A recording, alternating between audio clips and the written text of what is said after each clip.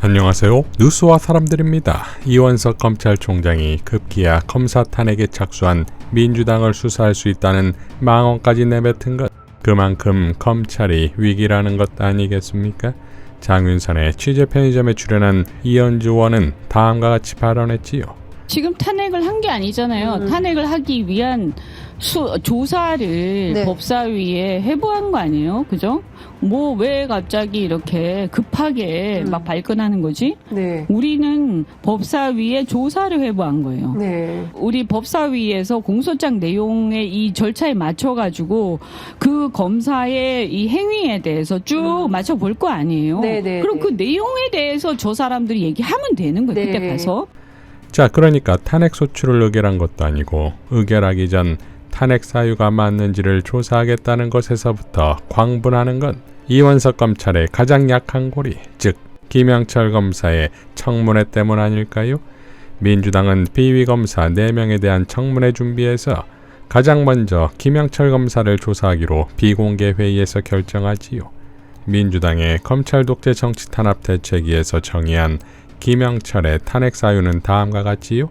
피소추자 검사 김영철은 국정농단 사건에서 최순실의 조카 장시호에게 허위 증언을 연습시키고 이를 법정에서 실제로 증언케 하는 등 모해 위증을 교사한 의혹이 있습니다. 또한 정당법 위반에 대하여 직접 조사할 수 없음에도 직접 수사를 개시했고 수사 진행 중에 취득한 정보를 활용한 별건 수사 의혹도 있습니다. 특히 김건희 여사와 관련된 코바나 컨텐츠 불법 협찬 사건, 삼성전자의 아크로비스타 불법 전세권 설정 사건, 도이치모터스 주식 저가 매수 사건 등에 대해서는 단 한 번의 소환 조사 없이 서면 조사만으로 무혐의 결정을 내린 바 있습니다. 이는 매우 심각한 직무유기이자 정치 중립 위반 사안이라고 판단됩니다. 자, 그러니까 최순실과 김건희가 동시에 포함된 사안인 것인데 이것이 파격적일 수 있는 건 바로 최순실의 등판에 있지요. 김어준의 겸손은 힘들다 뉴스공장에 출연한 김승원 의원은 다음과 같이 밝혔지요. 아마 수사를 받으면서 맺힌 한을 얘기하고 싶은 증인들이 많을 것으로 생각이 되고요. 얼마 전에 그 최순실 씨, 현 최서연 씨가 자기를 불러달라고 그렇게 요청했다는 언론 보도와 탄원서도 보았는데 그런 분들도 사실은 한번 불러서 당시 수사 과정에 어떤 일이 있었는지를 좀 보고 싶습니다. 왜냐하면 그때 70여일간의 수사기간 동안 그 특검에서 윤석열 현 대통령과 한동훈 그 특검에서 한 50여 차례 브리핑을 했거든요. 일방적인 정보만 국민 앞에 나가고 최순실 씨가 어떤 일을 당했는지에 대해서는 국민이 알지 못합니다. 그래서 그분들도 좀 불러서 그때 당시 어떤 수사 과정에 불법이 있었는지 인권 침해가 있었는지를 한번 저희도 검증을 하고 싶다 그런 생각도 있습니다. 자, 그러니까 아직 감옥살이 중인 최순실이 윤석열 정권과 어떤 뒷거래를 할지 모를 일이나 등장 자체만으로 박근혜, 문재인, 윤석열 등 3개의 정권을 넘나드는 엄청난 이슈와 변수들이 나올 수 있다 이겁니다. 그러니까 김영철이 뚫리면 나머지 3명의 검사의 안위는커녕 이원석 검찰과 윤석열 정권은 붕괴각이지요. 그러니 법적 처벌을 감수하고서라도 불출석이 예상되나 그 자체가 메시지가 되는 것이며 그러니 마지막 변론기에도 놓쳐 더 박살이 나겠지요. 지난 5일 정청래 최고는 다음과 같이 밝혔었습니다. 검사 탄핵을 두고 이원석 검찰총장과 검사들이 공개 반발하고 마치 천재지변이 일어나는 것처럼 격앙돼 반발하고 있는데 진정들 하십시오. 국회도 국회법대로 법과 원칙대로 하겠다는 겁니다. 검사들은 그래도 되고 국회는 그러면 안 됩니까?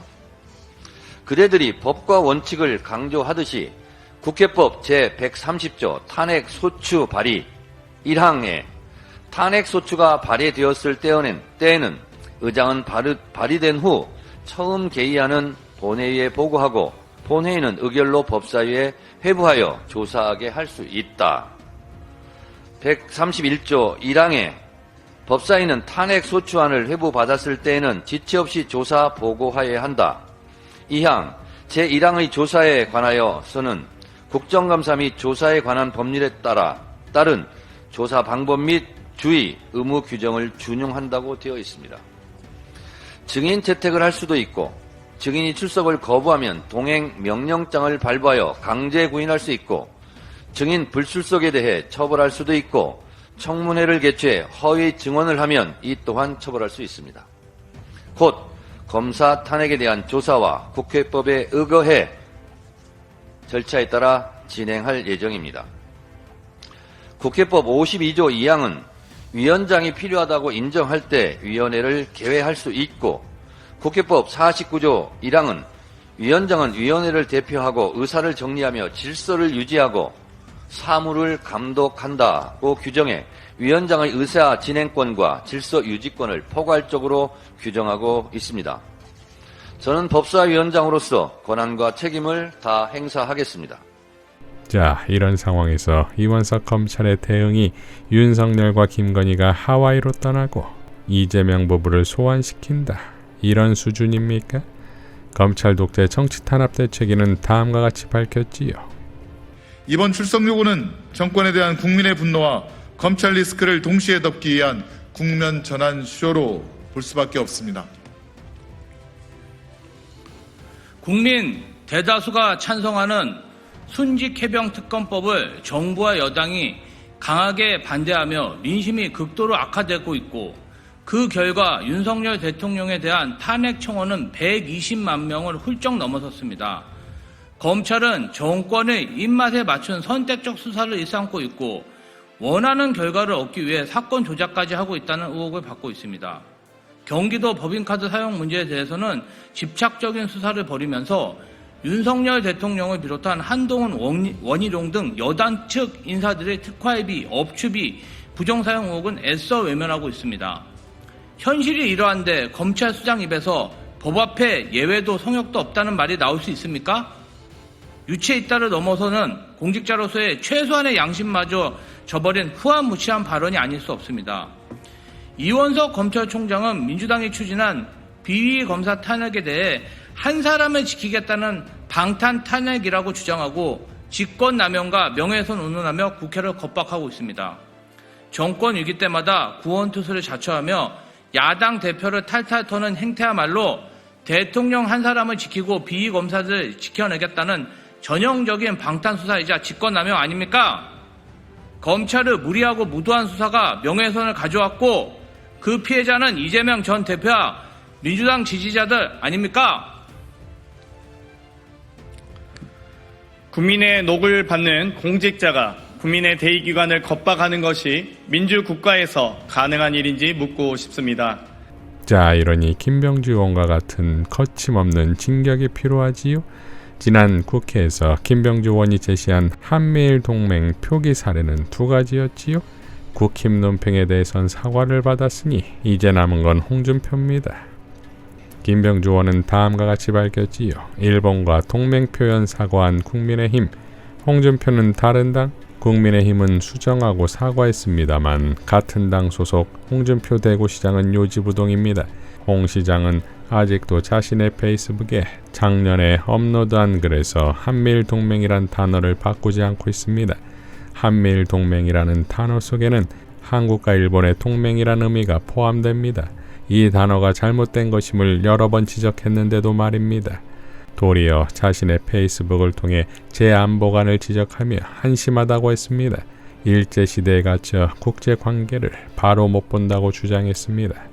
틈만 나면 독도에 대한 영토적 야심을 드러내는 일본과 동맹을 운운하는 게 올바른 안보관입니까? 홍준표 시장에게 묻고 싶습니다. 제정신 맞습니까? 국민의힘 소속 맞습니까? 홍 시장은 한일 동맹을 의미하는 표현을 바꾸지 않겠다는 겁니까? 홍 시장의 답변을 정중히 기다리겠습니다. 라고 일갈했습니다. 자, 한동훈 까기에 여념없는 홍준표가 곧 김병주에게 박살날 상황이 올 듯합니다. 지금은 민주당의 시간입니다. 이상 뉴스와 사람들이었습니다. 시청해 주셔서 감사드립니다.